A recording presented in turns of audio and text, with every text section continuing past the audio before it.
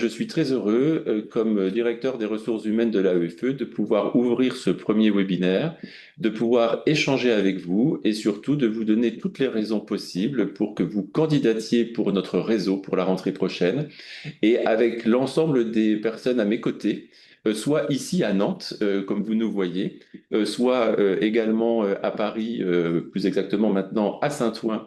Nous allons faire une intervention à quatre voix pour vous dire comment les choses s'organisent au sein de l'Agence pour l'enseignement français à l'étranger. Alors j'espère que vous nous entendez tous bien, que la qualité du son est correcte et s'il fallait qu'il y ait un souci, n'hésitez surtout pas à nous le faire savoir à travers le chat. Donc, je vous l'ai dit, je suis le DRH de l'agence et je vais laisser mes collègues à mes côtés se présenter et ces personnes interviendront également durant ces 45 prochaines minutes où nous allons parler des missions à la rentrée 2026. Alors bonjour à tous et à toutes. Moi je suis Sylvie Roche et je suis chargée du recrutement des personnels d'encadrement et de formation du premier degré, encadrement directeur et directrice d'école, formation conseiller, conseillère pédagogique ou enseignant, enseignante, maître formateur, maître formatrice. Bonjour, je suis donc Fabienne Chartier, la chef du bureau du recrutement des voyages et des missions à la l'AEF. Bonjour, Frédéric Rocher, je suis inspectrice de l'éducation nationale. Je coordonne les IUN en zone et j'accompagne le pilotage de la politique pour le premier degré auprès de la DEOF, donc qui est la direction de l'enseignement, de l'orientation et de la formation à Paris et maintenant Saint-Ouen. Merci. Donc, comme vous avez pu le constater, eh bien, toutes les personnes qui sont autour de la table sont les personnes qui vont suivre avec attention les dossiers que vous allez nous transmettre si vous êtes intéressé pour candidater pour un poste. Et comme l'a rappelé Sylvie, donc aujourd'hui, ce webinaire s'adresse à trois catégories de personnel que nous allons recruter pour la rentrée prochaine. Donc, les directeurs et directrices d'école, les conseillers pédagogiques auprès de l'IEN de zone, et puis les maîtres formateurs au premier degré. Et l'exercice un peu particulier de ce webinaire, c'est qu'on s'adresse à trois catégories de personnel différents, avec des missions qui sont différentes. Et tout à l'heure, bien sûr, Frédéric reviendra sur ce qu'on attend de chacune et chacun d'entre vous quand vous serez en poste au sein du réseau et pour lui permettre d'être tout aussi dynamique que ce qu'on lui connaît aujourd'hui. Donc, avant de revenir sur l'émission, peut-être préciser pour celles et ceux qui candidatent pour la première fois, finalement, le réseau auquel ils se destinent, ou en tout cas qu'ils envisagent d'intégrer. Donc aujourd'hui, l'Agence pour l'enseignement français est un opérateur de l'État et il gère un grand nombre d'établissements sur la planète, répartis dans quasiment 138 à 140 pays, et qui compte aujourd'hui environ. Je dis environ parce qu'on est encore on va affiner définitivement le nombre de structures que l'on a en notre rentrée scolaire, 603 établissements. Alors, les 603 établissements n'ont pas tous le même statut juridique. En revanche, ils ont tous un point commun, c'est qu'ils sont tous homologués par le ministère de l'Éducation nationale. Homologués par le ministère de l'Éducation nationale, ça veut dire que ces établissements sont des établissements où les programmes français sont en vigueur, ils sont reconnus comme tels, et l'ensemble des instances qui sont celles qu'on retrouve en académie, dans les établissements scolaires ou dans les écoles, sont opérationnelles dans ces structures. Donc ça, c'est le premier point. Vous allez finalement intégrer des zones qui ont de nombreux établissements scolaires et qui sont tous reconnus par le ministère de l'Éducation nationale. Et donc, vous êtes dans une entité, en fait, qui a une double tutelle, une tutelle pédagogique qui est celle de l'Éducation nationale et une tutelle d'organisation de fonctionnement qui est celle du ministère des Affaires étrangères. Et donc, dans ces établissements, pardon, je vous ai dit qu'il y avait trois catégories qui étaient différentes. Donc, nous avons pour des établissements qui sont quasi similaires à ceux qu'on peut trouver en France, ce qu'on appelle des établissements à gestion directe. Ce sont les moins nombreux sur la planète aujourd'hui, ils sont au nombre de 68. Vous avez des établissements qu'on appelle des établissements conventionnés. Donc, ces établissements conventionnés, ce sont des établissements qui sont gérés pour la partie financière par une association de parents. Alors, souvent, ça porte différents noms. Ça peut être un comité de gestion, ça peut être une fondation, ça peut être une association. Mais dans ces établissements-là, ce sont bel et bien les parents qui gèrent et administrent les finances de la structure scolaire et qui sont aussi aux manœuvres pour le recrutement des personnels de droit local. En l'occurrence, ce ne sont pas les personnels qui sont aujourd'hui face à nous et qui postulent sur des postes de détachés. On expliquera tout à l'heure ce que ça signifie. Et vous avez une troisième catégorie de personnel, d'établissements, pardon, ce qu'on appelle les établissements partenaires. Ce sont les plus nombreux aujourd'hui parce qu'ils sont 384 sur la planète. Et ce sont des établissements qui sont totalement autonomes en termes de recrutement des personnels qui y travaillent. C'est l'association de parents qui les gère, aussi bien pour les personnels qui gèrent la structure pour l'équipe d'encadrement que pour les personnels administratifs ou encore les professeurs qui y travaillent. Et donc, nous, aujourd'hui, on s'intéresse aux établissements que nous avons en responsabilité au niveau de l'agence et la direction des ressources humaines, qui est basée à Nantes, gère l'intégralité des personnels détachés dans les EGD, les établissements à gestion directe, et dans les établissements conventionnés. Et il y a bien sûr aussi des missions spécifiques que j'évoquais tout à l'heure de CPAIEN, qui ne sont pas nécessairement basées en établissement, mais ça, Frédéric reviendra pour vous le détailler et nos maîtres formateurs qui sont bel et bien en établissement et qui bénéficient de décharges partielles, faire cours d'une part, former les équipes d'autre part. Alors comme ce webinaire se destine aussi à l'ensemble des personnes sur ces missions-là pour la rentrée prochaine, je ne peux pas m'empêcher de faire une petite présentation du réseau tel qu'aujourd'hui il est piloté par l'agence au niveau et de Paris, enfin Saint-Ouen maintenant, et Nantes. Donc, ces 603 établissements sont répartis sur la planète, dans ces 140 pays. Et donc, évidemment, pour le piloter de manière assez efficace, le monde a été découpé en 16 zones. Et donc, chacune de ces zones bénéficie en son sein de ce qu'on appelle un IRF, donc un institut régional de formation. Et cet institut régional de formation a pour mission, dans les zones où il est implanté, d'organiser et de gérer la formation continue de tous les personnels des établissements qui sont dans ces zones.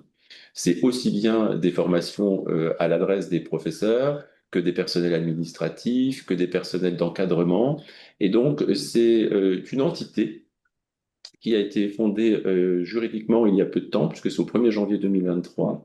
Et cette entité a pour mission de gérer et de piloter, avec évidemment des instances qui lui sont propres, cette formation pour les personnels de la zone.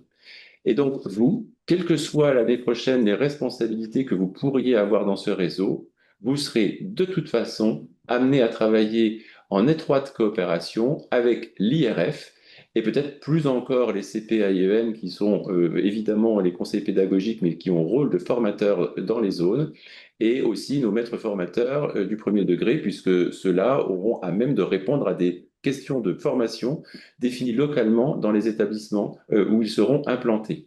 Et puis les directeurs et les directrices d'école seront bien évidemment force de proposition pour faire remonter les attentes de leurs équipes pour ce qui relève de la formation continue à mettre en place tout au long de l'année. Je voudrais peut-être juste avoir un petit mot spécifique à l'adresse des directeurs et directrices d'école.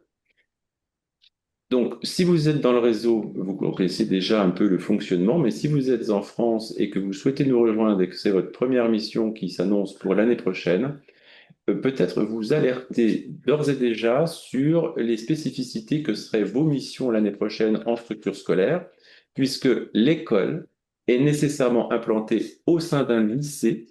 Et donc, quand vous êtes à l'étranger, la plupart de nos établissements sont des établissements qui comptent une école maternelle, une école élémentaire, qui constitue donc le premier degré et l'école primaire, et un collège et un lycée. Pour que tout ce petit monde-là fonctionne bien, on a un ou une chef d'établissement qui est nommé en responsabilité sur l'ensemble des cycles scolaires ouverts dans cette structure. Et le directeur d'école est un adjoint direct du chef d'établissement et pilote tout le premier degré. Et à ce titre, à l'agence, il a également une position un peu différente de ce qu'on peut connaître en académie, puisqu'il est le supérieur direct des professeurs et personnels qu'il a dans son entité scolaire. Donc c'est un point important à avoir en tête parce que le positionnement, du coup, est un peu différent et on n'est pas uniquement collègue, mais on est aussi celui qui va porter le projet d'école avec ses équipes, celui qui va mettre en œuvre la politique pédagogique qui repose sur le projet d'établissement de l'établissement dans lequel vous êtes et surtout qui va mettre en place les directives de l'agence en termes de formation et en termes de projets pédagogiques à développer. Voilà ce qu'il en est, si je puis dire, des informations générales que je tenais à partager avec vous avant de laisser la parole à celles et ceux qui vont pouvoir vous dire, un, comment on candidate, et deux, quelles sont les différentes missions sur lesquelles on vous attend et le périmètre de chacune de celles-ci. Alors du coup, on commence par vous, Sylvie, sur le dossier, la candidature, et puis après, Frédéric, on reviendra vers vous pour tout ce qui relève, ma foi, des missions des uns et des autres. Alors moi, je vais revenir effectivement sur comment candidater. Je vais essayer de rebondir par rapport aux questions que vous m'avez déjà posées ou par mail ou par téléphone. Bon, déjà, vous savez, ou si vous ne le savez pas, je vous le précise, le site de saisie est actuellement ouvert et il refermera le 29 septembre à minuit. Je le précise systématiquement, on ne récupère pas de dossier en dehors de ces dates. Donc le 30 septembre à minuit 1, il sera trop tard.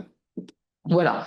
Donc, vous avez... alors, pour trouver le site, parce que j'ai beaucoup cette question, dans chaque fonction, donc là, en l'occurrence, encadrement pour directeur ou directrice ou formation pour les formateurs et formatrices, il est dans la rubrique comment candidater. Donc, je pense qu'il est assez facile à trouver quand même.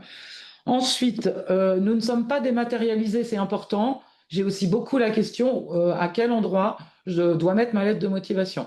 Nulle part. Vous ne trouverez aucun endroit où la mettre. En fait, sur le site de saisie, vous l'avez, la façon dont vous devez nous renvoyer les dossiers. Et vous avez également ces informations sur la dernière page du dossier à laquelle vous n'aurez accès qu'après la validation finale. Je vais revenir dessus après rapidement. Je voulais juste rester un petit peu sur le site de saisie pour l'instant. Je vous demande également alors c'est une saisie qui peut vous paraître un peu fastidieuse, chronophage. Donc pour qu'elle soit la plus simple possible, je vous demande de lire toutes les informations qu'on peut vous donner, notamment les bas de page. À chaque page, vous devez rentrer des informations. Vous avez des explications qui sont vraiment utiles. Donc, ça vous évite de revenir vers moi. Alors, même s'il n'y a aucun souci, je réponds à vos questions, mais pour que ça soit plus facile pour vous. Donc, lisez bien les bas de page. Je voulais revenir sur l'étape 6, hein, qui est assez importante puisqu'elle concerne les vœux. Vous devez donc... alors, la première chose, pour remplir les vœux, c'est que vous devez avoir identifié auparavant dans la liste de postes les numéros de poste. Ça, c'est important parce que la liste, elle sort par pays, mais sans distinction de la fonction. Donc, faites attention parce que tous les ans, on a des erreurs de saisie à ce niveau-là. Regardez bien les numéros de poste si vous ne candidatez que sur des postes de direction. Choisissez uniquement ces postes-là, d'autant plus que vous n'avez que 10 vœux à formuler. Donc, alors après, on peut revenir dessus. Hein. C'est pas... même une fois que vous avez validé le dossier, vous vous rendez compte que vous avez fait des erreurs, vous voulez ajouter, supprimer des vœux, vous m'envoyez un mail, vous m'appelez, et moi je le fais de mon côté, il n'y a aucun souci, hein, ça se récupère. Donc faites bien attention à la rubrique des vœux géographiques, qui est bloquante. De toute façon, vous devez cocher à minima une case.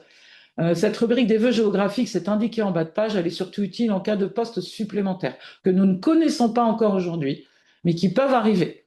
Exemple, j'ai un poste supplémentaire, par exemple, à Tokyo, vous n'avez pas coché la case Asie, je ne vais pas forcément vous proposer ce poste. Alors, potentiellement, ça pourrait vous intéresser. Je pense que si vous n'avez pas de restriction au niveau des zones, le plus intéressant pour vous et pour nous, c'est de cocher toutes les cases. Mais à vous de... En tout cas, réfléchissez bien à cette partie-là. C'est pour ça que j'insiste, parce que c'est un projet professionnel, mais c'est également une articulation avec un projet personnel. C'est des questions sur lesquelles, si vous êtes invité en entretien, je reviendrai. C'est pas du tout intrusif. Hein. C'est vraiment qu'il doit y avoir une bonne articulation entre les deux. Ça doit être également un projet personnel. Si vous partez en famille, c'est pas anodin. Donc, réfléchissez bien à cette phase-là. Si vous ne sélectionnez que des vœux qui vont être très demandés, je pense à l'Europe du Sud, je pense au Maghreb, même si vous avez un très bon dossier, attention, on va peut-être pas, si vous ne sélectionnez qu'un ou deux vœux, déjà même un, normalement, on ne va pas aller vous chercher. Hein, on essaye, surtout si vous demandez un poste en Espagne, on va plutôt privilégier des dossiers qui étendent un peu plus que ça quand même. Donc voilà, réfléchissez bien à tout ça. Donc ensuite, vous devez procéder à la validation finale. Donc je vous l'ai dit, le 29 novembre. Ensuite, donc, vous devez nous envoyer votre dossier via une plateforme qui s'appelle France Transfert. Vous nous envoyez le dossier avec les pièces justificatives que vous souhaitez mettre, hein. Tout ce qui vous paraît pertinent par rapport au profil, par rapport à nos attentes. Donc ça, c'est sans la page des avis hiérarchiques. Vous êtes en France, vous nous transmettez donc à nous le dossier via France Transfert. Ensuite, vous transmettez une copie de ce même dossier à votre supérieur direct, à savoir votre IEN de circonscription, qui lui ou elle le transmettra à votre IA d'AZEN. Nous avons besoin des deux avis.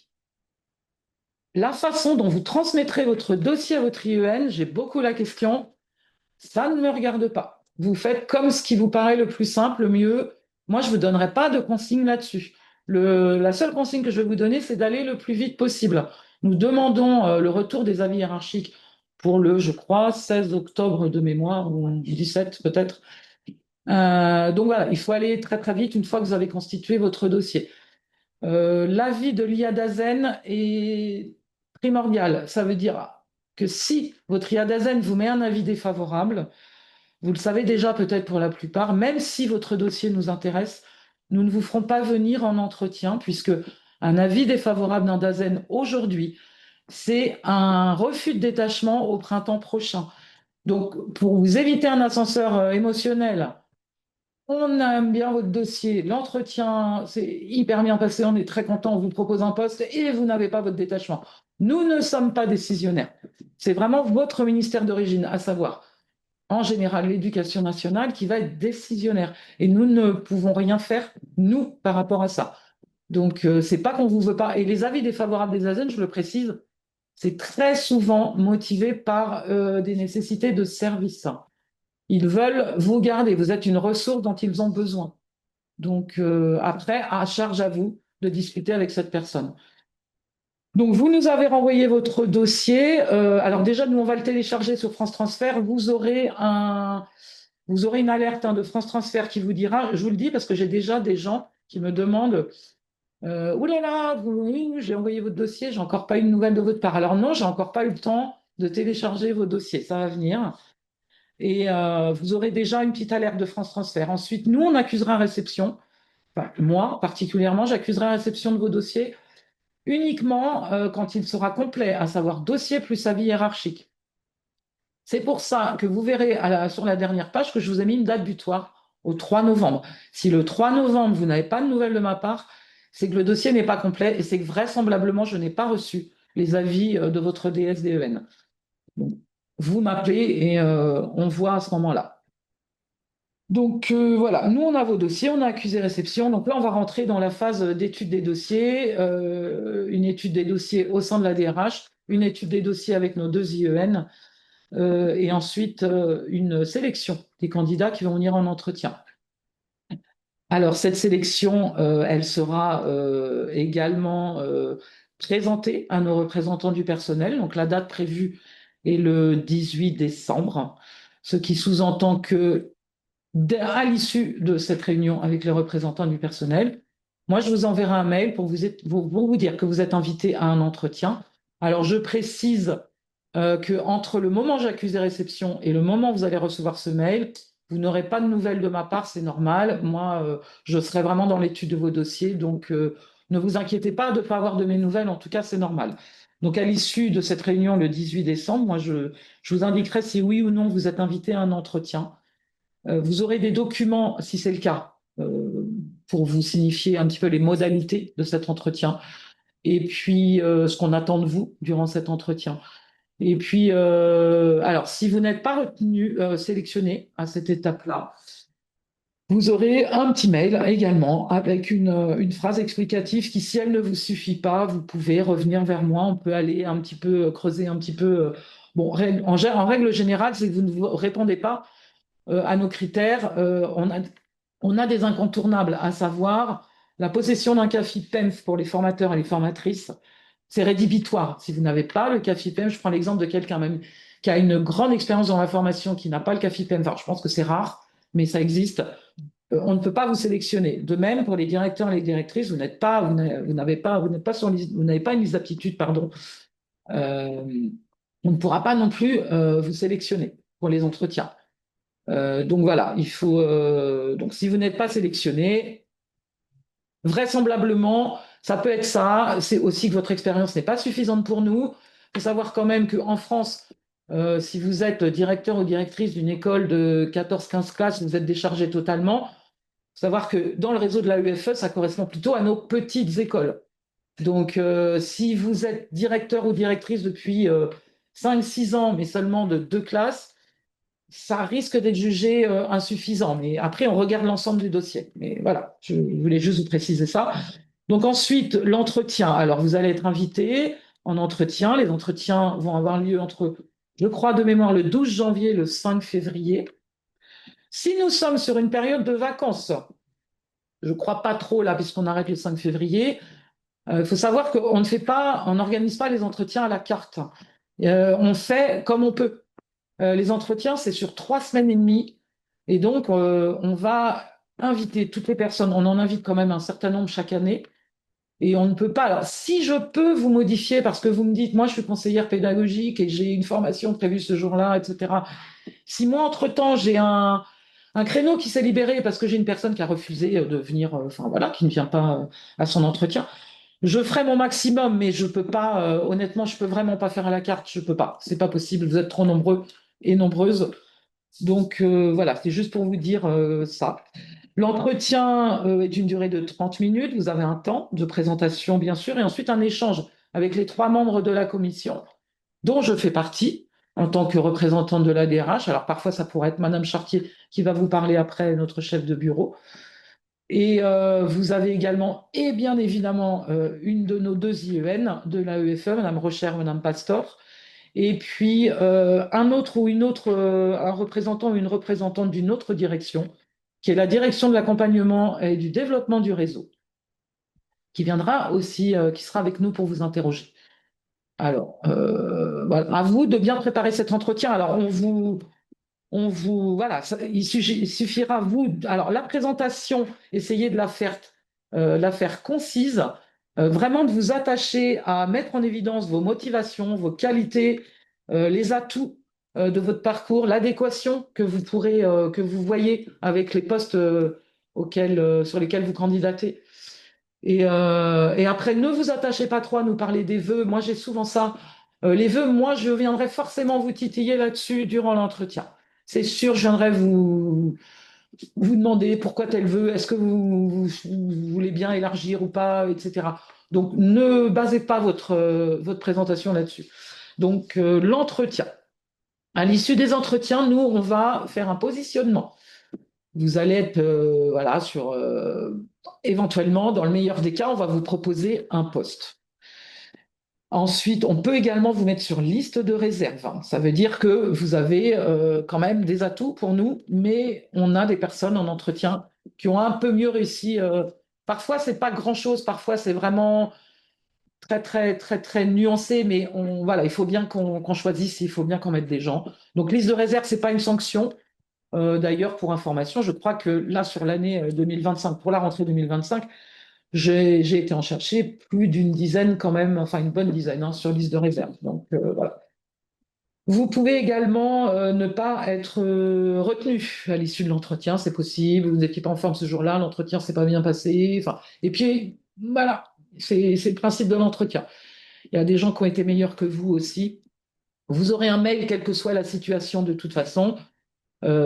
Si vous n'êtes pas retenu, vous avez une explication. Si vous êtes en liste de réserve, on vous le signifie. Si vous êtes retenu sur un poste, alors bien sûr, c'est validé, j'ai oublié de le dire avant qu'on vous le dise, c'est validé en commission paritaire. À l'issue de la commission paritaire, qui a lieu, si ça ne change pas, le 3 mars, vous aurez l'information. Donc là, si vous êtes retenu sur un poste, vous aurez différentes informations pour pouvoir vous projeter. Mais attention, c'est pas parce qu'on vous propose un poste que vous partez. Donc ne vendez pas votre maison tout de suite. Vous attendez. Je le dis parce qu'on a eu le cas déjà. Attendez, il y a quand même deux incontournables. C'est le détachement et c'est l'agrément du poste diplomatique. Donc vous devez attendre qu'on ait ces réponses-là. Parfois c'est un peu long. Alors l'agrément du poste diplomatique, c'est souvent assez rapide. Le détachement, ça ne nous appartient pas, c'est le ministère qui nous apporte la réponse, qui vous l'apporte aussi. Et parfois, ils mettent un mois et demi à répondre, et ça, nous, ça ne nous appartient pas, hein. Donc, voilà. Donc, si vous avez bien les deux, donc là, ça veut dire que vous pouvez partir. Ça veut dire aussi que moi, je transmets, c'est terminé pour le recrutement. Ne me posez pas de questions sur le dossier administratif. Je ne vais pas forcément être très douée pour vous répondre là-dessus. Donc nous, on transmet votre dossier à la gestion administrative qui vous prendra en charge de la même façon qu'aujourd'hui, vous êtes géré par un ou une gestionnaire dans votre DSDEN. Là, vous aurez quelqu'un de la EFE qui s'occupera de vous durant votre carrière à l'étranger. Et puis, vous aurez bien évidemment le service des voyages. Madame Chartier va vous en parler plus tard pour, pour préparer votre départ. Voilà, je voulais juste, j'ai oublié de préciser tout à l'heure, excusez-moi, en plus je le vois dans le chat, pour les personnels à l'étranger, qui sont en poste actuellement à l'étranger, c'est important. Donc, effectivement, vous devez faire passer votre dossier par la voie hiérarchique. Votre chef d'établissement, votre IEN ou la COCAC, et vous devez avoir un troisième dossier qui partira vers votre IA d'Azen, uniquement l'IA d'Azen en France. Je pense que c'était ça la question. Le dossier à l'IUN avec les pièces complémentaires. Alors, bien sûr, vous transmettez le dossier complet à votre hiérarchie qui doit pouvoir vous mettre un avis éclairé sur votre dossier complet, évidemment. Vous transmettez vraiment la même copie que vous allez m'envoyer à moi via France Transfert. Vous envoyez la même copie à votre supérieur hiérarchique direct. Voilà.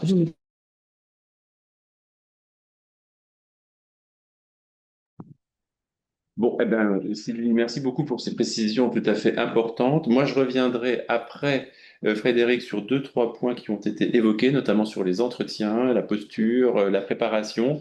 Mais d'abord, Frédéric, à vous pour toutes les informations relatives aux métiers attendus, aux postures attendues, périmètre au niveau de l'agence.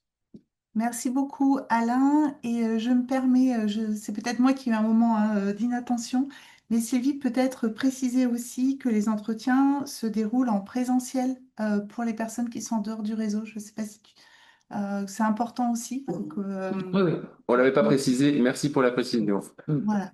Alors, il y a déjà des choses qui ont été dites. Frédéric, entretien à Nantes, pas à Voilà, Paris, cela. entretien à Nantes, exactement. Entretien à Nantes, hein, en présentiel. Alors, voyez, on vous a déjà brossé un peu les types d'établissements. Donc, vous allez bien évidemment... Alors, je commence pour les directeurs, directrices d'école, hein. Vous allez être sur le référentiel métier habituel, donc en responsabilité du fonctionnement de l'école, mais en collaboration étroite avec le chef d'établissement. Et ça, c'est une nouveauté. Donc, il va falloir que vous réfléchissiez bien à votre inscription dans cette chaîne hiérarchique qui est un peu différente, à la fois avec vos enseignants et avec le chef d'établissement. Vous allez bien évidemment avoir tout ce qui est en lien avec les responsabilités pédagogiques et tout ce qui est en lien avec les relations avec les familles, les partenaires. Donc, si je repars de vos responsabilités en termes de pilotage pédagogique et de fonctionnement de l'école, ce qui va être une grande différence avec la France, c'est que vous allez avoir des équipes beaucoup plus nombreuses, avec des statuts de personnel différents, un besoin accru de travailler à l'intégration, à l'accompagnement et à la montée en compétences continues des personnels. Et je dis bien personnel et pas qu'enseignants, parce que vous allez avoir au sein de vos établissements aussi certainement des équipes qui comprennent des personnels éducatifs, peut-être du lien avec du périscolaire, les AESH, les ASEM, et des enseignants qui sont des statuts différents et des enseignants qui peuvent être recrutés locaux avec peu d'expérience encore d'enseignement. Et on va vous demander d'avoir aussi des missions d'animation pédagogique et de formation beaucoup plus poussées et pointues qu'en France. Il va vous falloir vraiment nous montrer que vous avez des compétences dans cette capacité à piloter votre projet d'école, à animer ces animations pédagogiques, à être dans l'impulsion, le conseil aussi à l'inspecteur, au chef d'établissement, au conseiller pédagogique sur les besoins de vos équipes en termes de formation et d'accompagnement. Et ça, c'est une grande nouveauté hein, qui va être beaucoup plus importante que ce que vous avez en France. Alors en France, vous êtes aussi beaucoup sur l'impulsion, et ça, on y est très attaché, notamment sur la capacité à piloter des projets, et je rajouterai en plus de l'impulsion pour l'agence, l'innovation. Et l'innovation, c'est pas simplement dans le numérique, c'est vraiment de l'innovation pédagogique, l'innovation dans l'accompagnement des personnels. On est très attaché au bien-être de l'élève et des personnels. On travaille énormément sur les compétences psychosociales. Donc ça, on va être très exigeant et vous voyez on va avoir cette exigence sur votre posture et sur la façon dont vous allez animer vos équipes autour de ces questions-là. Et une autre spécificité aussi, c'est finalement comment vous allez... Alors, on va vous demander une très bonne connaissance des programmes, hein, de la façon dont vous les pilotez avec vos équipes. Donc, c'est aussi l'animation de toutes les instances qui sont à peu près les mêmes qu'en France, hein. On retrouve les conseils d'école, conseils des maîtres, on retrouve aussi toutes les organisations APC, etc. Mais on va vous demander de tout cela, le mettre en œuvre en prenant le contexte de votre établissement et du pays dans lequel vous serez, avec forcément du plurilinguisme et de la multiculturalité. Donc ça, ce sont deux axes aussi très importants sur lesquels on va vous demander de travailler. Et enfin, la relation aux familles et aux partenaires qui vont être nombreux. Et en partenariat, je pense en premier lieu, les postes diplomatiques. Ça, c'est une nouveauté pour vous et avec des familles qui ont des attentes différentes, souvent de celles de France, qui peut être plus présent dans les établissements. Donc, on va vous demander aussi d'excellentes capacités de communication, d'empathie, de positionnement, de valorisation aussi, d'être en capacité de montrer toute l'attractivité que peut avoir votre établissement, de garantir un cadre rassurant et puis d'excellence pour les familles.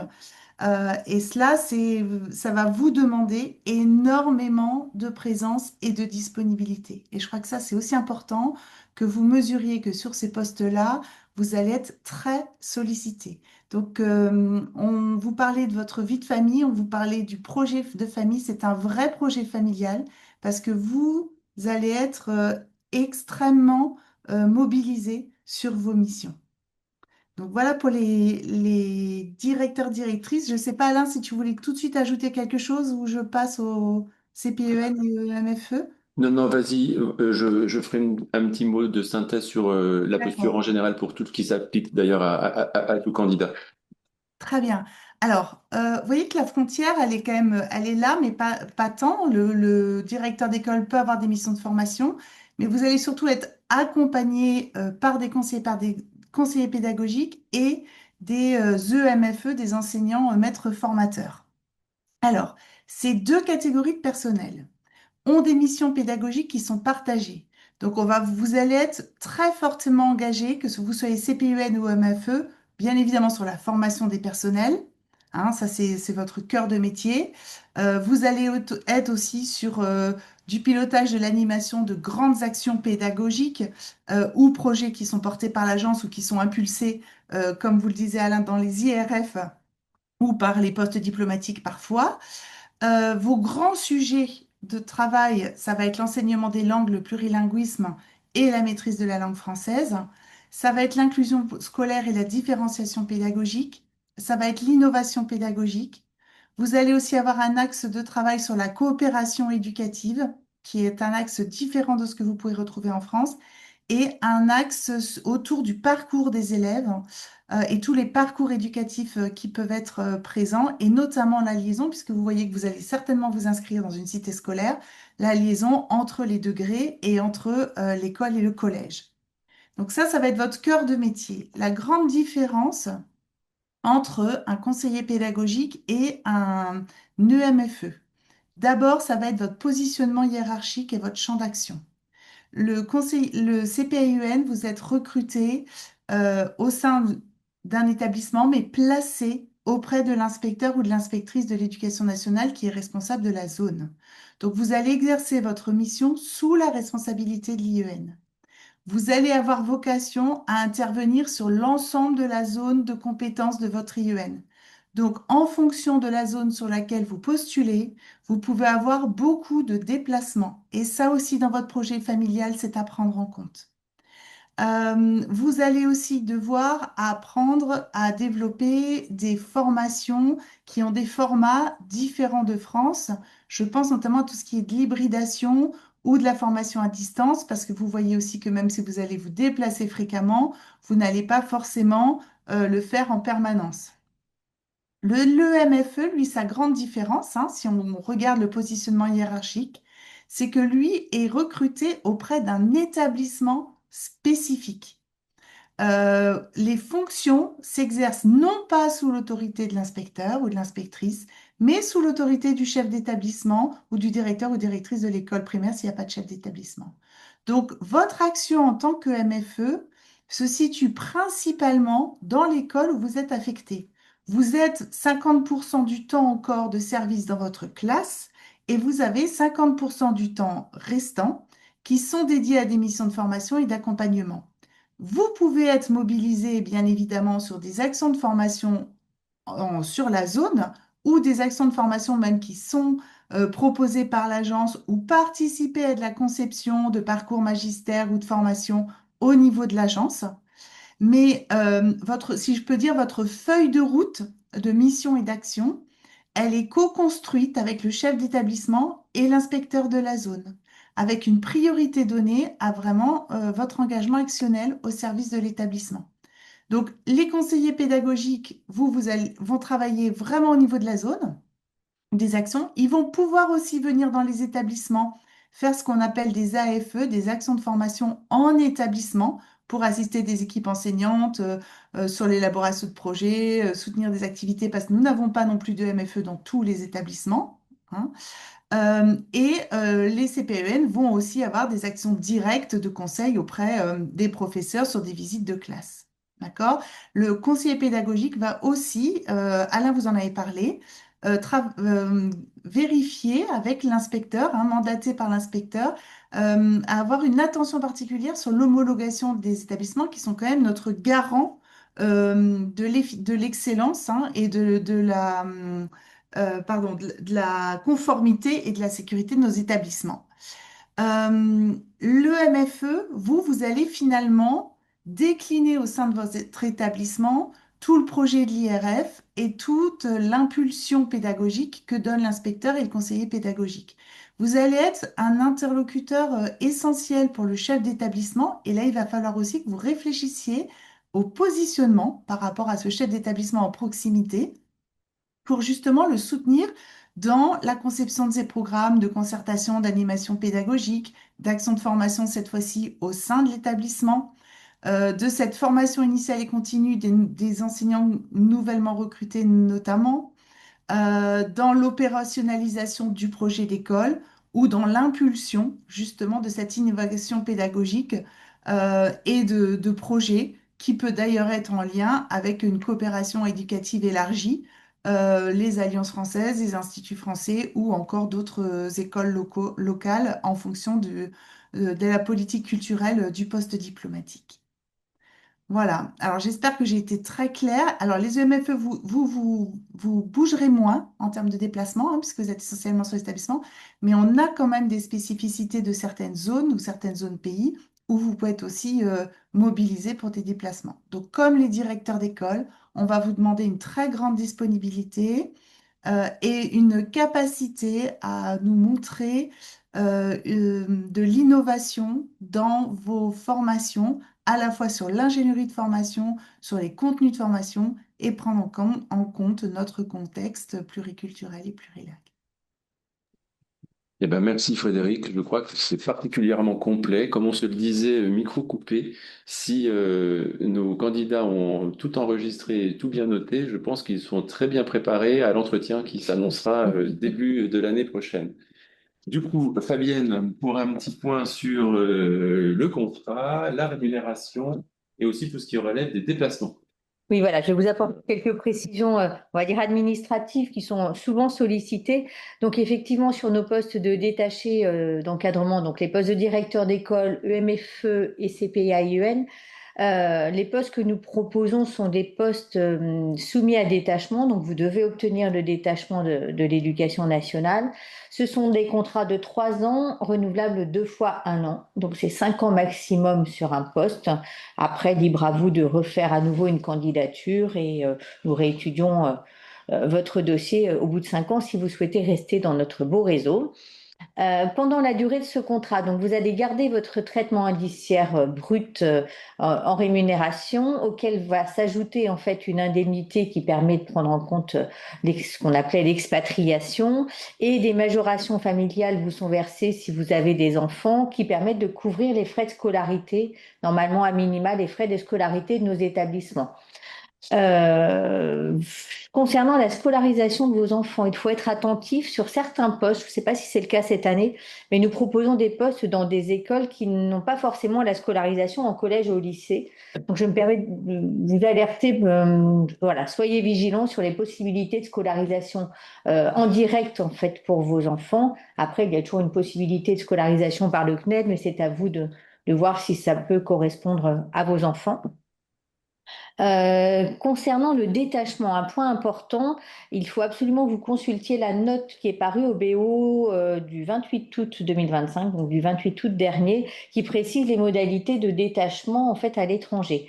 Elle est d'autant plus importante cette année que nous avançons la campagne de recrutement pour nos détachés d'enseignement. C'est un autre statut qui existe dans nos établissements pour les personnels enseignants sans fonction spécifique. Et le recrutement va être validé en commission paritaire locale dans nos établissements le 10 décembre prochain. Si vous étiez intéressé par ces postes d'enseignants, si vous acceptez un poste d'enseignant, vous ne pouvez pas, enfin votre candidature sur nos postes d'encadrement et de formateur que nous proposons aujourd'hui, nous ne pourrons pas vous recruter parce qu'à partir du moment où un détachement est demandé sur un poste d'enseignant, le détachement ne sera pas accepté après par le ministère sur les postes d'encadrement et de formation. Donc l'avancée de notre calendrier de recrutement sur les collègues enseignants fait que les candidatures sur les postes d'encadrant ou de formateur va tomber. Donc c'est vraiment un point important. Je vous invite à la lire attentivement. Pour continuer sur les modalités en fait du contrat, les contrats de détachés que nous proposons donc dans nos établissements en gestion directe et conventionnés incluent la prise en charge en fait du voyage pour vous et vos ayants droit, pardon, au moment de la nomination, au moment du retour en fait de la fin de contrat, et pendant la durée du contrat, vous avez droit aussi à des voyages de congé, soit tous les ans, soit tous les 2 ans ou tous les 3 ans. C'est suivant un arrêté qui est changé, qui est publié tous les ans, et ça dépend en fait en général de la dangerosité du pays. Donc voilà, c'est important, c'est pris en charge. Il y a aussi le versement d'une indemnité de changement de résidence qui est fonction du lieu de départ et du lieu de nomination et de la composition de la famille, et la prise en charge des frais de visa, de vaccination, de visite médicale obligatoire pour la prise de poste. Voilà pour les principaux éléments d'ordre administratif.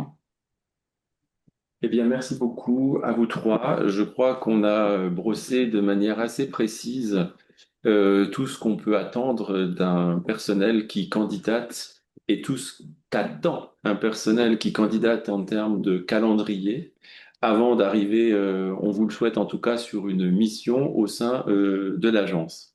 Alors peut-être qu'en guise de conclusion, je voudrais revenir sur deux, trois choses qui ont été évoquées et qui pour moi sont absolument essentielles et à bien avoir en tête.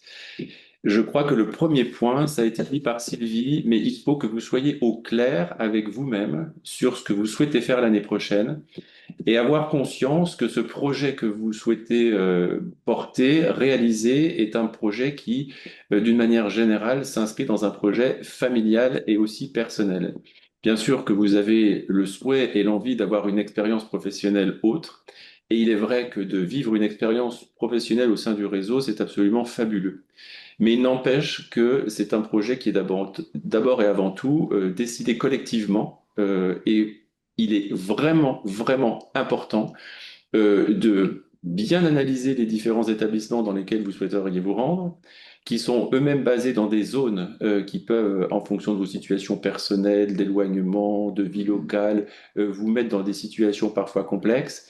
Et il est vraiment important que vous passiez du temps à étudier les postes qui sont proposés en fonction de critères que vous vous fixez. Et quand vous avez, vous, fixé un critère et que vous vous dites que c'est quelque chose de essentiel pour vous, n'allez pas plus loin dans la réflexion si ça n'y répond pas, parce que la vie à l'étranger, c'est quelque chose de totalement différent de ce que vous pouvez vivre en France. Et en plus, si vous partez avec des difficultés, dites-vous bien qu'elles vous suivent et que souvent elles reviennent en effet boomerang et que c'est beaucoup plus difficile d'avoir à les gérer à l'étranger que de les gérer en France. En tout cas, on ne part pas à l'étranger pour fuir une situation soit professionnelle, soit personnelle, parce qu'elle vous revient et elle télescope tout votre projet et les situations complexes peuvent aussi ensuite voir le jour. Et ici, c'est la DRH, donc on gère avec plaisir l'ensemble des personnels qu'on envoie dans le réseau, mais on est aussi très attentif à leur développement personnel, leur développement professionnel. Mais la DRH, quand il y a un sujet, elle est aussi là pour rappeler au personnel leurs manquements si ça apparaît, voire mettre fin à leur mission, parce qu'il n'y a pas du tout d'adéquation entre le poste, l'attitude, le fonctionnement et le travail réalisé sur place. La deuxième chose, peut-être, que je voudrais redire en termes de synthèse de tout ce qui a été dit, c'est l'entretien. Je crois que et Frédéric, et Sylvie, et Fabienne vous ont donné des clés à avoir en tête pour bien préparer votre entretien. Votre entretien, c'est 30 minutes. Ce n'est pas un grand oral, et ce n'est pas parce qu'à la fin, on n'est pas pris qu'on a raté son entretien, et on pourra vous expliquer à un moment donné pourquoi vous n'avez pas été retenu, parce que parfois, il y a un profil de poste. Et là aussi, je vous invite à lire avec précision le profil de poste qui est sur le site Internet. Il y a derrière chaque profil des responsabilités particulières et ces responsabilités, il faut bien les avoir en tête au moment où vous prenez comme projet d'aller à tel établissement plutôt que tel autre, parce que dans la lettre de mission qui accompagnera votre contrat de travail, il y aura forcément la réalisation des objectifs qui sont assignés aujourd'hui aux quelques informations qui figurent dans la fiche de poste qui est en ligne.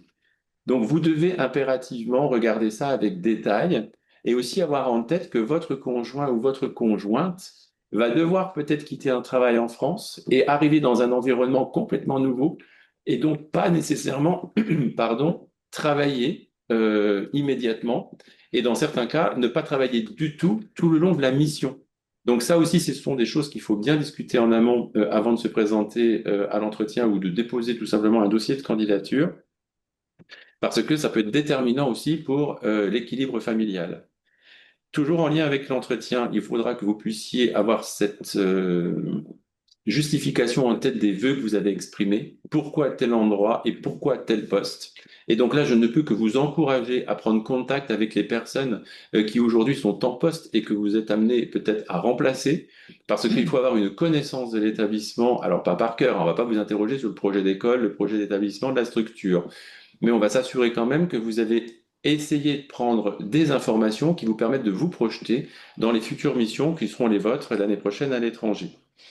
Donc, n'hésitez pas à contacter les directeurs, les directrices d'école, les CPAIEN en poste. Enfin, je pense que c'est assez important et ça vous permet aussi d'avoir un éclairage sur ce que sera votre mission ou serait votre mission l'année prochaine. Et je voudrais terminer par vous donner l'envie de partir dans le réseau, parce que oui, c'est un réseau d'exception. 600 établissements sur la planète, dans 140 pays, c'est un réseau unique. C'est un outil d'influence pour le ministère des Affaires étrangères et c'est pour ça qu'on est un opérateur des affaires étrangères. On est avec notre tutelle essentielle, le MEAE, qui va aussi avoir une politique d'influence. Et si je vous dis ça, c'est d'une part pour vous faire envie, mais aussi pour vous alerter. Vous ne serez plus un Français lambda en France, vous serez un Français bien connu de la communauté française à l'étranger, avec tout ce que ça peut susciter de grisement, hein. C'est vrai que quand parfois il y a des réceptions qui sont données ou des conférences auxquelles on peut participer, on se rend compte qu'on est dans un monde différent. Mais vous avez surtout une attitude particulièrement vigilante à avoir vis-à-vis de votre propre personne pour vous préserver, pour éviter de vous mettre dans des situations délicates et être encadrant avec des missions de formation, avec des missions au sein d'une zone à l'étranger, c'est avoir d'énormes responsabilités. Votre quotidien n'est plus une vie successive, vie professionnelle, vie personnelle, c'est un tout et elle est connue de tout le monde et vous êtes regardé, scruté, observé. Tout ce que vous pourrez dire, tout ce que vous pourrez exprimer sera, si je puis dire, retenu contre vous. Et donc, il est franchement fondamental que vous ayez bien en tête que votre rôle dans la société dans laquelle vous allez rentrer sera fondamentalement différent de la société que vous quittez. Et vous serez plus un maillon dans une chaîne, mais vous serez une personne identifiée auprès d'une communauté particulièrement attentive que sont les parents d'élèves, les postes diplomatiques, l'ensemble des acteurs de la vie à l'étranger et y compris les politiques qui y circulent ou les conseillers des Français de l'étranger. Donc en fait, vous êtes scrutés, vous êtes attendus. Alors c'est palpitant, c'est absolument fabuleux, ça donne énormément d'occasions qu'on n'imagine pas pouvoir aujourd'hui quand on est en France vivre et c'est un véritable bonheur que de passer par ces expériences à l'étranger, mais il faut savoir garder la tête froide, il faut savoir rester à la position qu'on a, il faut savoir, et ça c'est fondamental, aussi être particulièrement loyal avec votre institution, c'est-à-dire ici l'agence, mais d'abord et avant tout et en premier lieu, votre proviseur, votre conseiller d'action culturelle, l'ambassadeur du pays. C'est essentiel. La loyauté, l'attachement au service public, c'est éminemment recherché, évidemment, dans les candidatures également. Donc, il faut, au-delà aussi de cet engagement moral que vous avez avec vous-même et avec l'institution, avoir la conscience. Alors Frédéric l'a dit, Sylvie l'a dit, nous l'avons tous dit, mais des fois on l'intègre pas bien parce que c'est nouveau, que le travail à l'étranger, ce n'est pas le travail en France, que les sollicitations sont nombreuses et qu'il y a énormément à faire. Et je crois que la plus grande des qualités qui est aujourd'hui attendue et recherchée chez nos personnels, c'est leur capacité à s'adapter à un environnement totalement nouveau, un environnement dans lequel vous n'êtes que de passage. Le lycée ou la structure dans laquelle vous allez arriver a une histoire, elle a des personnels. Vous allez rencontrer des personnels en poste qui sont titulaires, des personnels en poste qui sont des contrats locaux qui ne sont pas nécessairement issus des IUFM ou des instituts de formation ou qui sont professeurs de formation. Donc vous allez être dans un nouvel univers et il n'y a rien de pire que d'y arriver avec des certitudes. Donc il faut cette capacité à être attentif, à prendre de la hauteur, à analyser, à savoir la position qu'on a dans la structure et voir comment avec les équipes on peut avancer et à être loyal en plus avec toutes celles et ceux avec qui vous allez travailler et que vous allez rencontrer dans votre quotidien. Donc je dirais, c'est une aventure fabuleuse. Je vous souhaite à vous toutes et tous qu'elle puisse aboutir. On sera vigilant au moment des entretiens. Donc, je vous ai dit les grandes qualités. Alors, je vous dis aussi ce qu'il ne faut surtout pas faire en entretien, c'est nous réciter le CV que nous connaissons. Quand vous commencez à vous présenter sur les 5 ou 6 premières minutes et quand on vous dit quelles sont les aptitudes et les compétences que vous avez développées dans vos missions précédentes qui vous semblent pertinentes pour nous dire à nous qu'on a raison de vous recruter sur les missions que vous envisagez, ne commencez pas en disant en 1980 j'ai commencé dans telle école pour ensuite poursuivre ma vie jusqu'à telle autre. Les gens qui sont autour de la table, ce sont des gens qui sont des professionnels, qui auront lu votre dossier, qui auront classé les dossiers, qui auront retenu les éléments positifs à mettre en avant et les questions à vous poser au moment de l'entretien. Donc la carrière, oubliée. En revanche, travaillez un tableau de ce que vous avez appris au cours de vos différentes missions, les responsabilités qui ont été les vôtres dans ces missions et comment vous pourriez les mettre au service du réseau que vous allez embrasser, je vous le souhaite, très bientôt. Voilà, alors on est tous disponibles. On avait prévu 1 heure, on avait commencé avec 5-6 minutes de retard, ça fait pile poil 1 heure, c'est parfait.